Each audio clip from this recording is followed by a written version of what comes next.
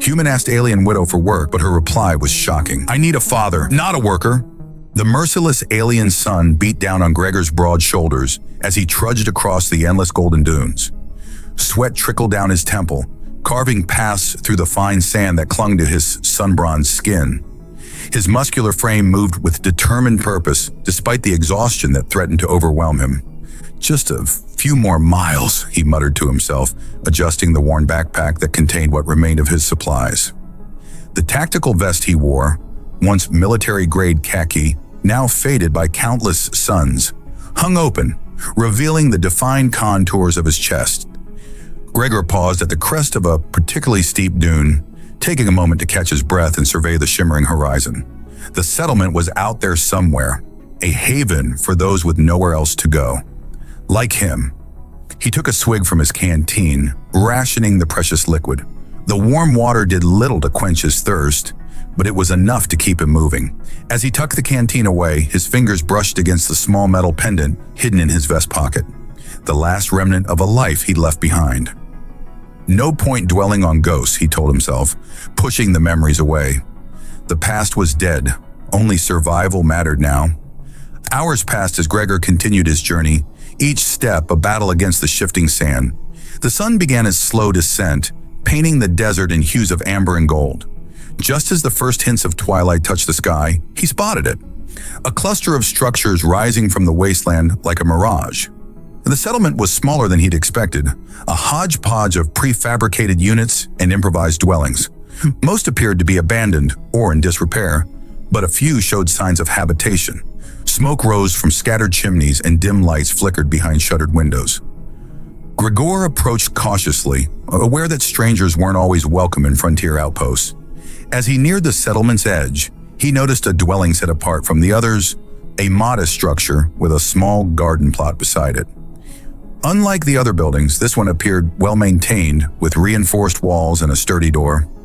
His instincts told him to move on, to seek work in the heart of the settlement where opportunities would be more plentiful. But something about the isolated dwelling drew him closer. Perhaps it was simple curiosity, or perhaps it was the bone-deep weariness that made the prospect of walking any further unbearable. Gregor approached the door, raising his hand to knock. Before his knuckles could make contact, the door swung open with startling suddenness. He found himself staring down the barrel of a shotgun-like weapon, its design unlike anything he'd seen before. Behind it stood a figure that momentarily robbed him of speech. She was unmistakably alien, her smooth blue skin gleaming in the fading light, her snow-white hair cascading over her shoulders in stark contrast to her violet-gray eyes. The form-fitting black jumpsuit she wore accentuated a figure that was both familiar and exotic. Humanoid yet distinctly other. "That's far enough, human," she said, her voice melodic despite the harshness of her words. "State your business or start walking." Gregor slowly raised his hands, showing they were empty. "I'm looking for work," he said simply. "I'm passing through, need to earn enough for supplies before I move on." The alien woman's eyes narrowed, studying him with an intensity that made him feel as though she could see through his skin to the bones beneath. After a long moment, her expression shifted, something like calculation replacing the open hostility. "I don't need a worker, human man," she said, lowering her weapon slightly. "I need a father for my son, someone who can teach him to survive and to take revenge." Gregor blinked, certain he'd misheard. "I'm sorry, what?" "You heard me?" she replied, her gaze unwavering. My husband died in the war. My son needs guidance that I alone cannot provide." Before Gregor could formulate a response, a small figure appeared behind the woman. A child, no more than 7 or 8 by human standards, with the same blue skin and white hair as his mother, but with eyes that held a depth of sorrow no child should know. "Mom?" the boy asked, his voice small and uncertain. "It's all right, Talon," the woman said, her tone softening. "Go back inside."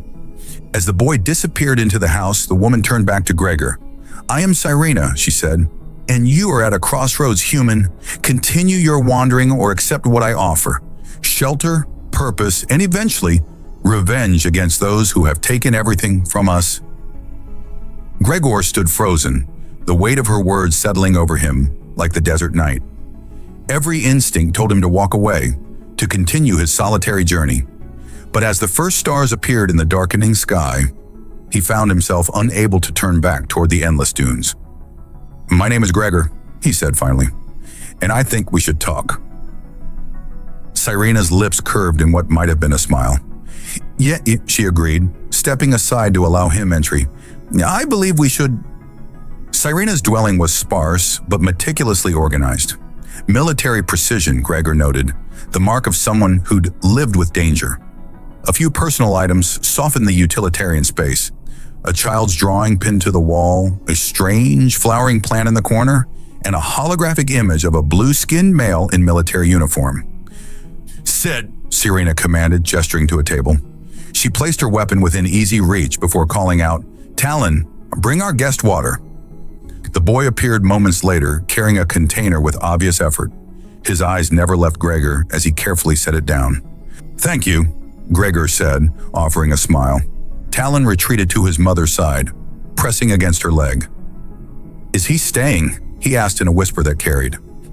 "That remains to be seen," Cyrena answered, her hand resting protectively on her son's shoulder. "Go finish your studies. I'll call when dinner's ready." After the boy left, Gregor took a long drink. The water was cool and surprisingly sweet. "Your husband?" he asked, nodding toward the hologram. Cyrena's expression hardened. "Koran, captain of the Stellar Guard's 3rd Division. He died defending the Proxima outpost from the Draconids." "I've heard of them," Gregor said grimly. "Reptilian species, ruthless expansionists. They attacked without warning or provocation," Cyrena continued, her voice controlled but tight with emotion. "Koran held them off long enough for the evacuation ships to escape. He saved thousands, but couldn't save himself." She moved to a cabinet, retrieving a bottle of amber liquid and 2 glasses. The official report called it a strategic withdrawal. "In reality, our government abandoned the outpost and my husband to avoid full-scale war." "Politics," Gregor muttered with disgust as she poured them each a drink. "Indeed." Cyrena raised her glass in a silent toast before drinking. "The Draconids now control that sector. Their commander, General Vrex, personally executed the remaining defenders. He sent recordings to the families." Gregor's jaw clenched. He'd seen enough war to recognize the particular cruelty of such an act. "And now you want revenge," he stated. "Justice," she corrected. "But first, I need to ensure my son can protect himself in this universe. Talon needs to learn skills I cannot teach him." "Why me?" Gregor asked. "Why a human?" Cyrena's violet-gray eyes studied him with unnerving intensity. "Humans have a reputation. Your species survived against overwhelming odds during the Terran Coalition War. You're adaptable, resourceful, and stubbornly persistent." Her lips curved slightly. "And you were the first capable-looking male to walk past my door in months?" Gregor couldn't help but chuckle. "That's not exactly flattering. It wasn't meant to be." She leaned forward. "Before I entrust my son's future to you, I need to know what you're capable of." Without warning, she lunged across the table. Gregor barely had time to react, blocking her strike and rolling backward. He came to his feet in a defensive stance as Cyrena circled him, her movements fluid and predatory. "Not bad," she acknowledged before attacking again. The next few minutes were a blur of motion as they tested each other's abilities. Gregor was stronger, but Cyrena was faster and intimately familiar with her surroundings. They were evenly matched, each gaining momentary advantages before the other countered. Finally, Cyrena stepped back, breathing hard but smiling. "Acceptable," she pronounced. "Glad to hear it," Gregor replied, rubbing his shoulder where she'd landed a solid hit. "Is ambushing guests standard hospitality here?" "Only the interesting ones." Her eyes glinted with something beyond combat assessment. "You move well for someone who's crossed a desert on foot." "You fight well for someone who claims to need help," he countered. Cyrena's expression sobered. "I can teach Talon to fight, but there are things a boy needs to learn from a man, especially a human man." "Such as?" "Your kind possesses a unique perspective on survival. Humans thrive where others merely exist." She moved closer, her scent, something like cinnamon and ozone, filling his senses. "And Talon is fascinated by Earth cultures. His father promised to take him there someday. The proximity between them shifted from tactical to something else entirely. Gregor became acutely aware of her alien beauty. The subtle luminescence of her blue skin, the way her white hair framed features both exotic and alluring. "I'm not father material," Gregor said, his voice rougher than intended. "I'm not asking for forever," Serena replied. "Just long enough." Their eyes locked, and the air seemed to charge between them.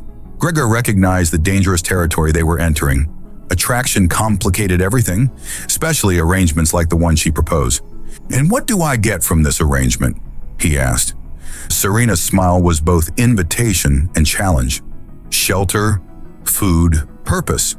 Her hand brushed his arm, sending an electric current through his body. And perhaps other compensations. "No, that's not why I would stay," Gregor said firmly, though he didn't move away. "No?" Her eyebrow arched. "Then why would you—" Before he could answer, Talon called from the other room. Serena stepped back, the moment broken but not forgotten. "Consider my offer," she said. "We'll speak more after dinner." As she turned to attend to her son, Gregor realized he'd already made his decision. The prospect of purpose, of belonging, however temporarily, outweighed the wisdom of moving on. And if that purpose came with the complication of growing attraction to an alien widow with vengeance in her heart, well, he'd faced worse odds. The following week established a routine that felt surprisingly natural. Each morning, Gregor would rise before dawn and prepare a simple breakfast using the unfamiliar local ingredients. Talon would join him, initially wary but increasingly curious about the human in their home. "Why is your skin that color?" Talon asked on the third morning, poking Gregor's forearm with undisguised fascination. Same reason yours is blue, I suppose," Gregor replied, flipping what passed for pancakes on this world. "Just how we evolved." "Mom says humans are the toughest species in the galaxy," Talon said, his violet eyes wide. "Is that true?"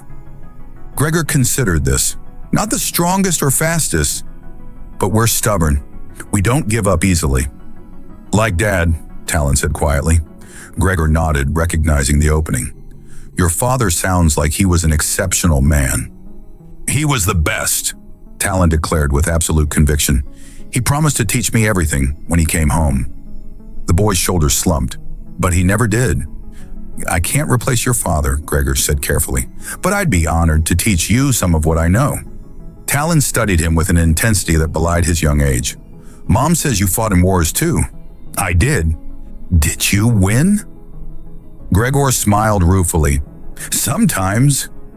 Other times, surviving was victory enough." This seemed to satisfy the boy, who nodded solemnly before asking, "Can we start today?" Their training sessions began that afternoon in the small yard behind the house. Gregor started with the basics: stance, balance, awareness of surroundings. Talon absorbed everything with remarkable focus, his small blue face set in determination. Serena watched from the doorway, her expression unreadable. When they finished, she approached, handing them both water containers. "Not bad," she said, the corner of her mouth lifting slightly. "For a first lesson." "He's a quick study," Gregor replied, wiping sweat from his brow. The planet's gravity was slightly heavier than Earth standard, making even simple exercises more demanding. "Like his father," Serena said, her eyes lingering on her son with pride before shifting to Gregor. Something electric passed between them, brief but undeniable. That evening, after Talon had gone to bed, Serena joined Gregor on the small porch. The three moons cast overlapping shadows across the desert landscape, creating patterns that shifted with hypnotic slowness. "He respects you already," Serena said, handing Gregor a glass of the amber spirit they'd shared before. "He's a good kid." "Smart. Determined." "Yes." She settled beside him, close enough that he could feel the warmth radiating from her blue skin. "Our people mature faster than humans, mentally at least." "I noticed." Gregor took a sip, savoring the complex flavor. "He asks good questions." "And what questions do you have, Gregor?" Serena turned to face him, her white hair luminescent in the moonlight. He considered for a moment. "Why did you really choose me? There must be others more qualified." Are there? Her violet gray eyes held his. You crossed a desert alone, survived whatever drove you here, and didn't hesitate when I attacked you? That speaks to capability. That's not the whole reason. Serena's lips curved. No, it's not. She leaned closer. My people believe in instinct, in chemistry. The moment you stood at my door, I felt something I hadn't felt since Karan. I'm not him, Gregor said quietly. I don't want you to be. Her hand found his, her fingers intertwining with his in a gesture that seemed both alien and familiar. I want you to be exactly who you are. The air between them charged with possibility. Gregor was acutely aware of every point where their bodies connected, of the subtle differences in her anatomy that made her exotic, yet undeniably feminine. This complicates things, he murmured, though he made no move to pull away. Life is complicated, Serena countered. My people don't share the human hesitation about physical connection. We see it as natural, necessary. And what about Talon? He knows I loved his father. He also knows that life continues. Her free hand traced the line of Gregor's jaw. In my culture, a family unit can expand and change. What matters is strength, loyalty, protection. Gregor caught her wrist gently, his pulse quickening. And is that what this would be? An expansion of your family? Perhaps. Her eyes darkened with desire. Or perhaps, for tonight, it can simply be about connection, about reminding ourselves we're alive. The last of Gregor's resistance crumbled as Serena leaned forward, pressing her lips to his. The kiss was tentative at first, an exploration of differences.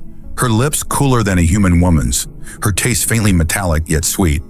Then hesitation gave way to hunger. Months of solitude, of guarding against vulnerability, dissolved in the heat building between them. Gregor pulled her closer, one hand tangling in her silken white hair as the kiss deepened. When they finally broke apart, both breathing heavily, Serena stood and extended her hand. Without words, she led him inside, through the darkened main room where Talon slept peacefully, and into her private chamber. The room was sparsely furnished, dominated by a low platform bed. A single window admitted the multicolored moonlight, casting Serena in ethereal illumination as she turned to face him. My people believe that physical union creates a bond, she said softly, her fingers working at the fastenings of her jumpsuit. That in joining, we share not just bodies, but essence. And what do you believe? Gregor asked, his voice rough with desire, as he watched her. Serena's jumpsuit slipped from her shoulders, revealing the luminous blue skin beneath.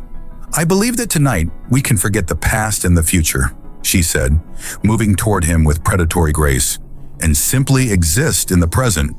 As her cool hand slid beneath his shirt, Gregor surrendered to the moment, to the strange and wonderful reality of finding connection so far from home. Tomorrow would bring complications, questions, responsibilities.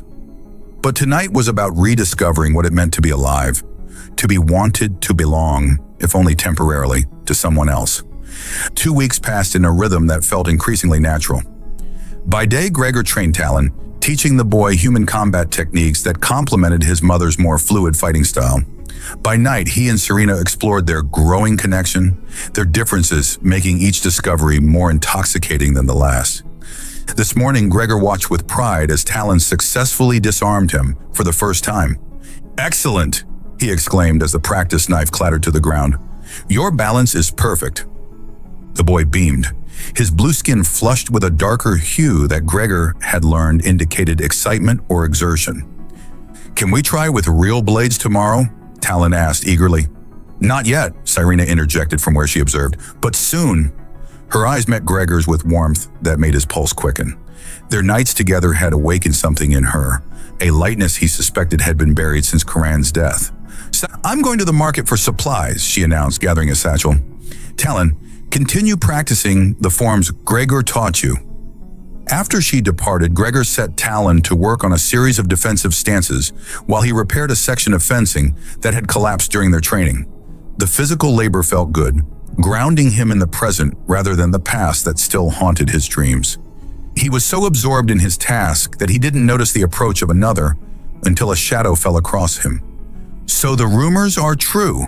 A human has taken up residence with the widow. Gregor turned to find a tall, willowy alien regarding him with undisguised contempt. His skin was a paler blue than Serena's, almost lavender, and elaborate tattoos marked his exposed forearms. "Can I help you?" Gregor asked, straightening to his full height. "I am Naren, trade minister of this settlement." The alien's three-fingered hand gestured dismissively. "And you are trespassing on my interests." "I wasn't aware Serena was property to be claimed," Gregor replied evenly, though he felt his muscles tensing. Naren's mouth twisted. "She is not. But she is Lyrian, as am I. Our customs dictate that widows of fallen warriors should be courted by men of their own kind, men of status who can provide properly. Serena seems capable of making her own decisions." "Is she?" Naren stepped closer, lowering his voice. "Or has she been blinded by the novelty of a human male? One whose past might give her pause if she knew the truth." Ice formed in Gregor's veins. "What are you talking about?" "I make it my business to know who enters my settlement," Naren said with a thin smile, "especially when they carry military-grade identification chips. Former Captain Gregor Vance of the Terran Special Forces dishonorably discharged after the Centauri incident." He paused, letting the words sink in. 300 civilian casualties, if memory serves. Talon had stopped practicing, watching them with wide eyes. "That's not what happened," Gregor said quietly, acutely aware of the boy's presence. "No?" Naren raised an eyebrow ridge. Perhaps Serena would like to hear your version. Or perhaps she'd prefer to learn it from official records, which I happen to have access to." "What do you want?" "Leave," Naren said simply. "Tonight, tell her whatever story you wish. Just remove yourself from her life. And if I don't, then I will ensure she learns exactly what kind of man she's invited into her home and her bed." Naren's gaze flicked to Talon. "Do you really think she'll want her son mentored by someone responsible for so much death? Someone who fled rather than face justice?" Before Gregor could respond, Talon darted forward, placing himself between the two adults. "You're lying about Gregor," the boy declared, his small hands balled into fists. Naren looked down with cold amusement. "Am I? Ask him yourself, child." Talon turned to Gregor, uncertainty clouding his features. "Is it true? Did you hurt people?" The question pierced Gregor more deeply than any weapon. He knelt to meet Talon at eye level. "I was a soldier," he said carefully. "I fought in wars, and yes, people were hurt. But I never deliberately harmed civilians. What happened at Centauri was complicated." "He's a fugitive," Naren insisted, "a disgrace to his own kind." "That's enough," came Serena's voice sharp as a blade. She stood at the gate, her market purchases forgotten at her feet, her expression thunderous. "Naren, you forget yourself." The minister straightened, composing his features into a mask of concern. "Serena, I was merely trespassing," she finished, "and threatening my family." "Family?" Naren scoffed. "This human is not your family. He's a temporary diversion. And a dangerous one." "Leave," Serena commanded, her hand moving to the weapon at her hip. "Now." Naren hesitated, then inclined his head in a gesture that managed to be both respectful and mocking. "As you wish. But consider what I've said. There are records, facts." His eyes lingered on Gregor. "Truths that cannot be buried, no matter how far one runs." After he departed, silence hung heavy in the yard. Talon looked between the adults, confusion evident in his young face. "Go inside," Serena told him gently. "I need to speak with Gregor." When they were alone, Gregor braced himself for accusations, for the disgust that would inevitably follow. Instead, Serena moved closer, her eyes searching his. "Tell me," she said simply. Gregor took a deep breath. "I was a captain in Special Forces. My team was sent to Centauri to neutralize a terrorist cell planning attacks on Earth colonies." The memories surfaced, sharp and painful. "Our intelligence was wrong. The location we hit wasn't their base. It was a civilian shelter. By the time we realized," he swallowed hard, "they needed someone to blame. I was commanding officer." "You were following orders," Serena said, her voice neutral. "Yes. But that doesn't absolve me." Gregor met her gaze unflinchingly. I should have verified the intel myself. I should have been more careful. In your dishonorable discharge, I refused to testify against my team. They were following my orders. The blame was mine. Serena was silent for a long moment, processing. Then, to Gregor's surprise, she reached out and took his hand. My husband used to say that humans possess an extraordinary capacity for both destruction and redemption, she said quietly. That your species carries the weight of your mistakes in ways others don't. Naren was right about one thing, Gregor said. I ran. I couldn't face what happened. And yet here you are, facing it now. Her fingers tightened around his. With me. The acceptance in her eyes was almost more than he could bear. You're not disgusted? By what? That you were a soldier who followed orders? That you protected your team? Serena shook her head. My people value loyalty above all else, Gregor. You demonstrated yours, even at great personal cost. Relief washed through him, followed by a surge of something deeper, a feeling he'd thought himself incapable of after everything that had happened. What about Talon, he asked. He deserves better than... He deserves someone who will teach him that honor means accepting responsibility for one's actions, Serena interrupted. Someone who understands that the past shapes us but doesn't define us. Her free hand cupped his cheek. Someone like you. As the suns began to set, casting long shadows across the yard, Gregor felt something shift within him, a burden lightening, if not lifting, entirely. In Serena's acceptance, he glimpsed the possibility of forgiveness, not just from her, but perhaps someday from himself. Talon was conspicuously absent at dinner that evening. The boy had retreated to his room after Naren's departure, emerging only briefly to grab food before disappearing again. His silence weighed heavily on Gregor, who pushed his own meal around the plate without appetite. He needs time, Serena said, reaching across the table to touch Gregor's hand. This is the first time his image of you has been challenged. I should talk to him, Gregor replied. Explain properly. Yes. Serena's violet gray eyes softened. But remember, our children process differently than human offspring. Talon is analyzing, not just reacting. The casual way she included him in our children sent a warm current through Gregor's chest. Despite the circumstances, he couldn't help but marvel at how quickly this alien woman and her son had become essential to him. After dinner, Gregor knocked gently on Talon's door. When no answer came, he pushed it open to find the boy sitting cross-legged on his bed, surrounded by holographic projections of Earth military conflicts. Researching the enemy, Gregor asked, attempting levity. Talon looked up, his expression serious beyond his years. Researching you. Gregor nodded, taking a seat on the edge of the bed.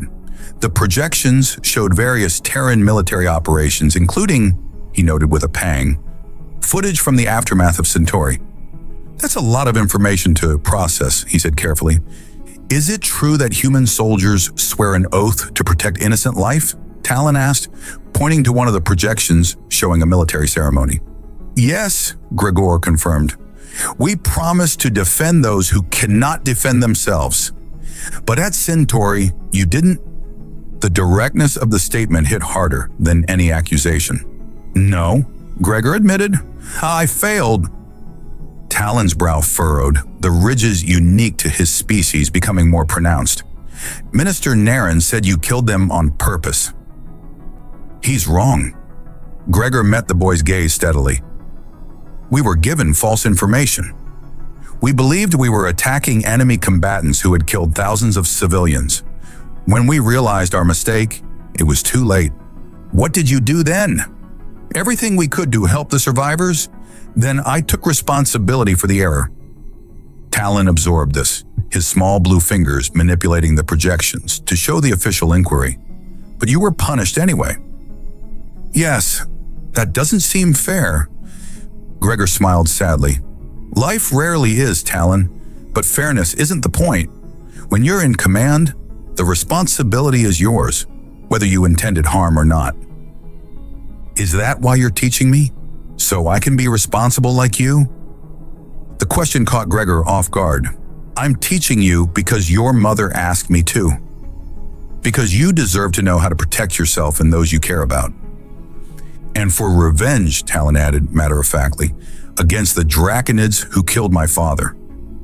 Gregor chose his next words carefully. Revenge can be complicated. It doesn't always bring the peace we think it will. Did you want revenge after Centauri? No, Gregor said honestly. I wanted redemption. What's the difference? Revenge is about making others suffer for what they've done. Redemption is about making amends for what you've done. Gregor gestured to the projections. I couldn't bring back those who died because of my orders, but I could try to live in a way that honored their memory. Talon was silent for a long moment, processing. Then he dismissed the projections with a wave of his hand. Mom says humans carry guilt differently than Lyrians, that you feel it more deeply. Your mother is very perceptive. She also says that's what makes humans strong. Talon looked up, his expression clearing. Because you learn from your mistakes instead of just accepting them. Gregor felt a tightness in his throat. Your mother gives me too much credit. No, Talon said with surprising certainty. She doesn't give you enough. I've watched you train. You're always careful not to hurt me even when I make mistakes. That's not what someone bad would do. The simple logic of a child, Gregor thought, yet more profound than hours of self-recrimination. Before he could respond, an alarm sounded from the main room. 3 short pulses followed by a long tone. Talon's eyes widened. That's the settlement warning.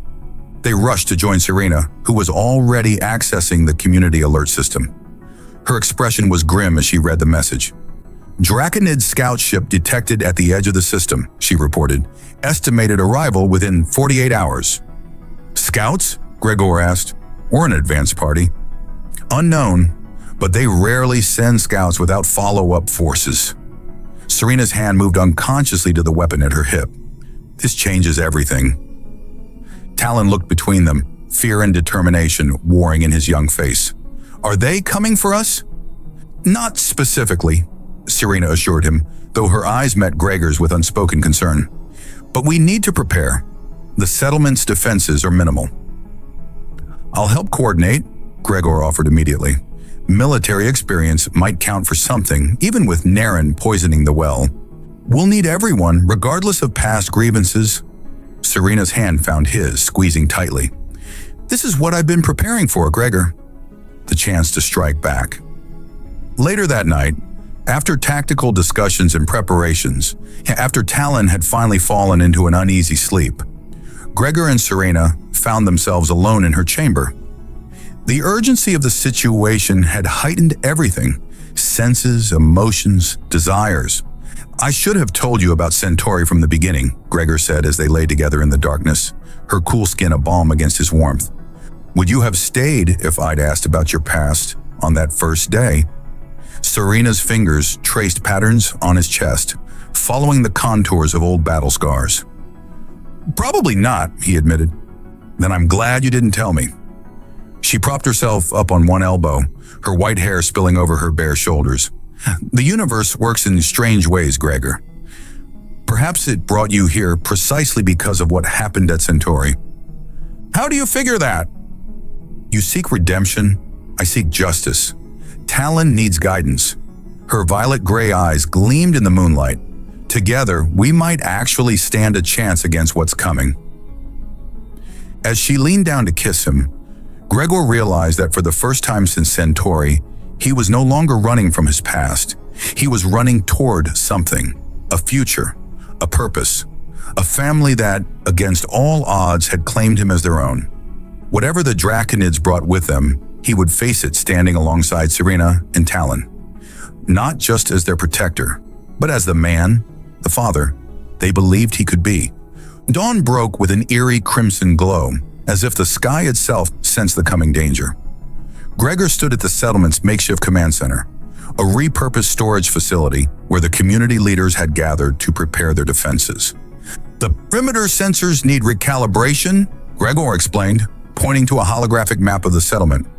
Draconid scout ships can mask their heat signatures. We need to adjust for gravitational distortion instead. And you're suddenly an expert on Draconid technology? Naren's voice dripped with contempt. The trade minister stood with arms crossed, his pale blue skin flushed with a purplish hue of agitation. I fought them at Procyon, Gregor replied evenly. Lost half my squad to an ambush because our sensors weren't properly calibrated. Several of the gathered Lyrians exchanged glances. An older female with elaborately braided white hair, the settlement's chief elder, studied Gregor with newfound interest. Minister Naren has expressed concerns about trusting our defense to an outsider, she said carefully, particularly one with your history. Gregor straightened. My history is precisely why you should trust me. I've faced Draconids before. I've seen what happens when preparations fail. He met each alien gaze in turn. I've also paid the price for mistakes in judgment. I don't intend to repeat them. Fine words from a disgraced soldier, Naren scoffed. Enough, Serena interjected, stepping forward. Her black combat suit gleamed in the dim light, accentuating the determined set of her shoulders. The Draconids will be here within hours, not days. Their scout ship accelerated dramatically overnight. This news sent a ripple of alarm through the gathered leaders. How many can a scout ship carry? The elder asked. Typically a crew of 6 to 8, Serena answered, but they're heavily armed, and if they're just the advance party, we need to evacuate, Naren declared, immediately. Gregor shook his head. Evacuation puts you in the open, vulnerable. The settlement has natural defenses we can use. And who will command these defenses? You, Naren's laugh was bitter. A human whose own people cast him out? The room fell silent, all eyes turning to Gregor. He felt Serena's presence beside him, steady and unwavering. Yes, he said simply, unless you have combat experience I'm unaware of, Minister. Before Naren could respond, alarms blared throughout the settlement. A young Lyrian burst into the room, his breathing ragged. They're here, he gasped. The scout ship! It's already entered atmosphere. The elder rose, her ancient face set with resolve. We have no more time for debate. Captain Vance, what do you suggest? Gregor felt a surge of purpose at the use of his former rank. We need to split into 3 groups. One for evacuation of children and elders to the cave network east of here. One for perimeter defense. One for a strike team if needed. I'll coordinate the evacuation, the elder volunteered. I'll take perimeter defense, Serena said. And I'll lead the strike team, Gregor finished. He turned to Naren.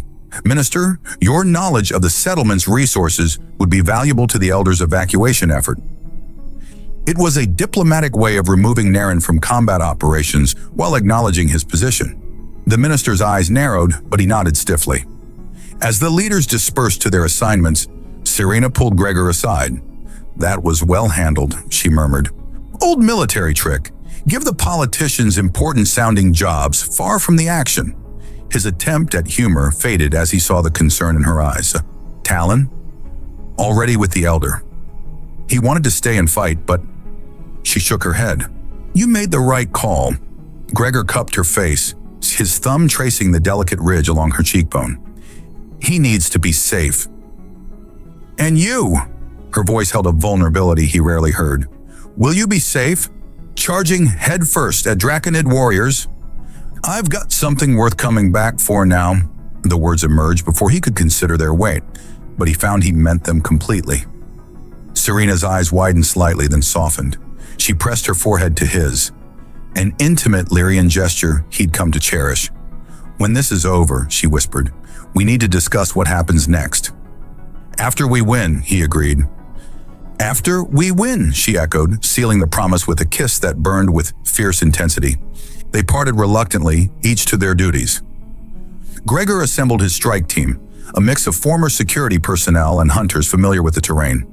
He was explaining Draconid weak points when a deafening roar split the air. The scout ship screamed overhead, lower than expected, its engines leaving a trail of superheated air. It didn't fire, yet, but performed a low pass that sent dust swirling through the streets.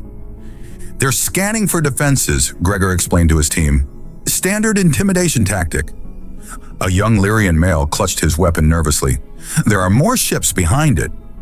Gregor followed his gaze and felt his blood chill. 3 larger vessels had appeared on the horizon, not scouts but combat cruisers. "Change of plans," he said grimly. "We need to move everyone to the evacuation point now." He activated his comlink. "Serena, we've got a full assault force incoming. Fall back to position Beta."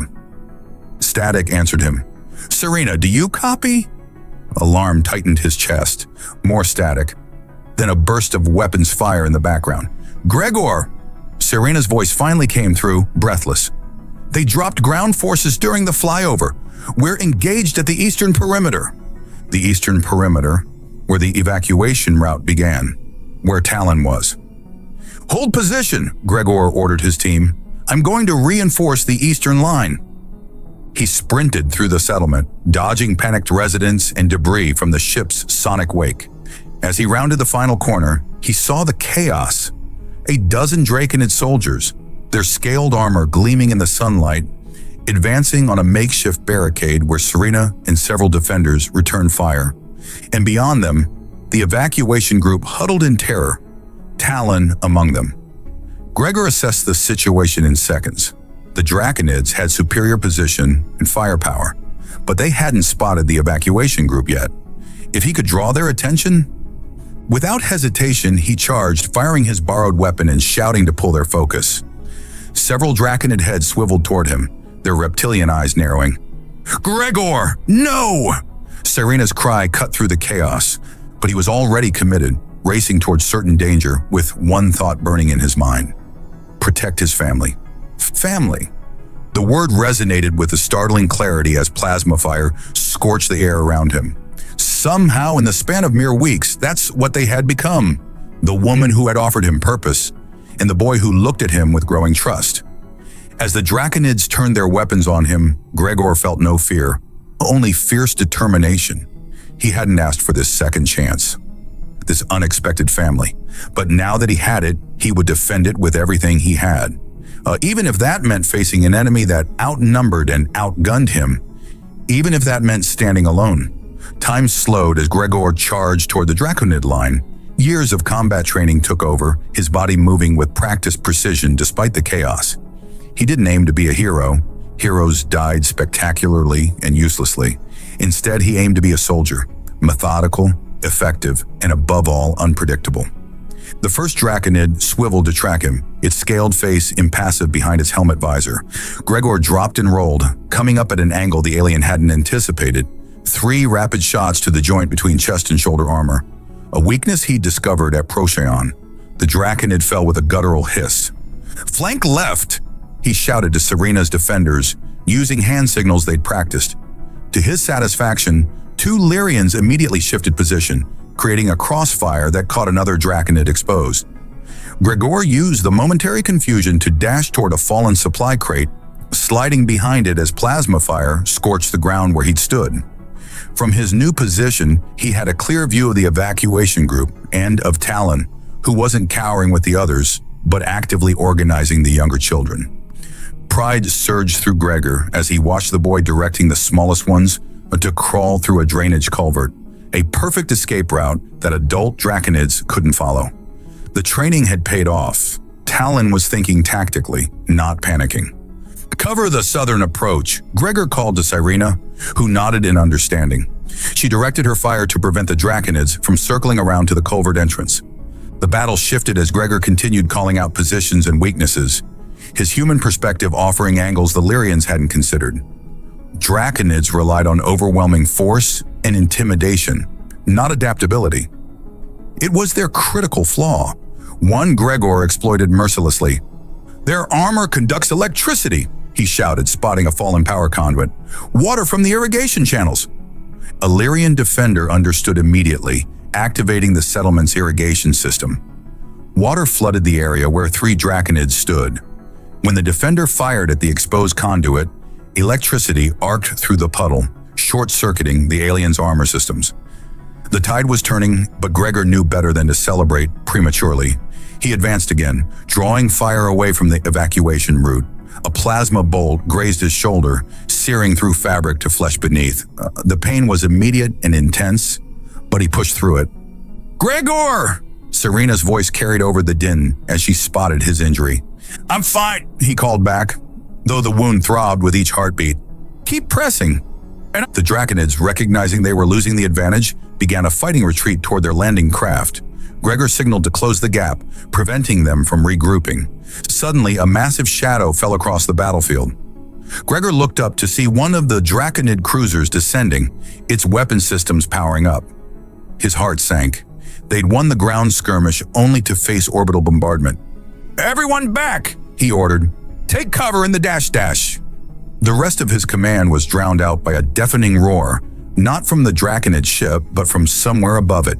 A sleek vessel streaked across the sky, its design unmistakably human. It unleashed a barrage of precision fire that struck the Draconid cruiser's engine housing, sending it listing sideways. "Terran Defense Force," Gregor breathed, recognizing the configuration. More human ships appeared, engaging the remaining Draconid vessels.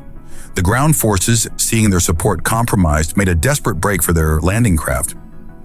Gregor and the defenders cut down 2 more before the rest escaped, the craft lifting off shakily under continued fire from above.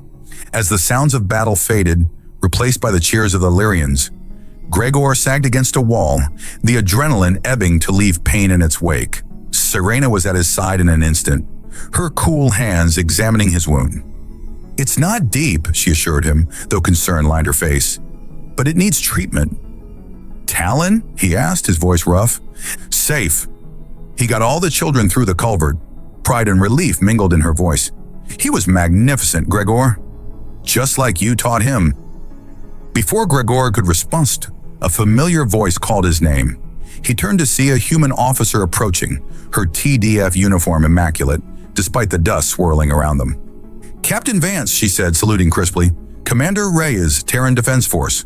We've been tracking that Draconid fleet for 3 days." Gregor straightened as best he could, returning the salute automatically. "Commander, your timing is impeccable. We detected their course change toward this settlement and accelerated." Her eyes flickered to his injury, then to Sirena beside him. "Looks like we arrived just in time." "How did you know I was here?" Gregor asked. Reyes smiled slightly. "We didn't, but when we picked up transmissions about a human leading the defense..." She shrugged. "There aren't many humans in this sector." "The Centauri Inquiry," Gregor said, understanding dawning. "You reopened it. New evidence came to light 6 months ago. The terrorist cell you were sent to neutralize, they were real, just not where intelligence placed them." Reyes handed him a data chip. "Your discharge has been reversed, Captain. With full reinstatement and back pay, should you want it." The news hit Gregor like a physical blow. Exoneration, a chance to reclaim his old life, his career, his identity. He looked at Serena, whose expression remained carefully neutral despite the tension in her shoulders. She was giving him space to decide, he realized, not presuming to influence a choice this monumental.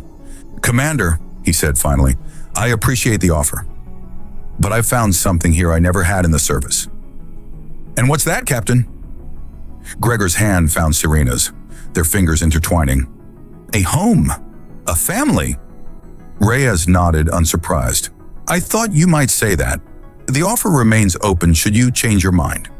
In the meantime," she gestured to the settlement, "the TDF could use a liaison in this sector, someone who understands both human and Lyrian perspectives."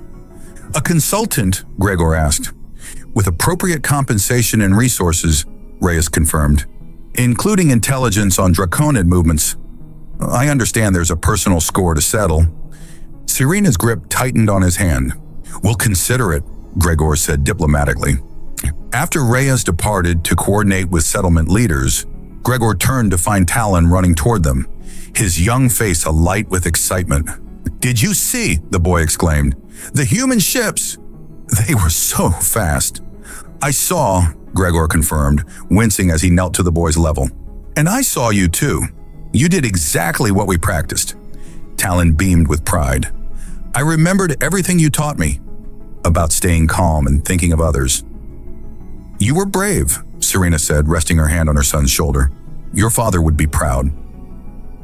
"Both of them," Talon said simply, looking at Gregor. The words struck deeper than any plasma bolt could. Gregor swallowed hard, emotion threatening to overwhelm him. Later that evening, after his wound had been treated and the settlement had begun repairs, Gregor sat with Serena on their porch. The three moons cast their familiar glow over a landscape that had, in mere weeks, become more home to him than anywhere he'd been since leaving Earth. You could go back," Serena said softly, breaking the comfortable silence. "Reclaim your honor among your people." "My honor isn't there," Gregor replied, taking her hand. "It's here. With you and Talon." Her violet gray eyes searched his face. "Are you certain? Your people clearly still value you." "I'm certain," he smiled, the decision feeling more right with each passing moment. "Besides, Reyes's offer lets me have both, connection to Earth and a life here." "A life as what exactly?" Serena asked, a hint of challenge in her voice. Gregor considered the question. "As a father to Talon, as you first asked. As a partner to you, if you'll have me. And maybe," he hesitated, then pressed on, "maybe as a husband, eventually. If that's something your people do." Serena's luminous smile was answer enough. "My people have a saying, the stars guide our ships, but family anchors our souls. You've become my anchor, Gregor Vance." As she leaned in to kiss him, Gregor marveled at the strange path that had led him here. From disgraced officer to desert wanderer to father and partner, he'd crossed the sand seeking simple work and found instead a purpose greater than any he'd known before. In the quiet of the alien night, with Serena's cool skin against his and the knowledge that Talon slept safely nearby, Gregor finally understood what redemption truly meant. Not absolution from the past, but the courage to build a future. One day, one choice, one act of love at a time. And if the Draconids returned, well, they would face not just a man with nothing to lose, but a father with everything to protect. That, Gregor knew, made all the difference in the universe.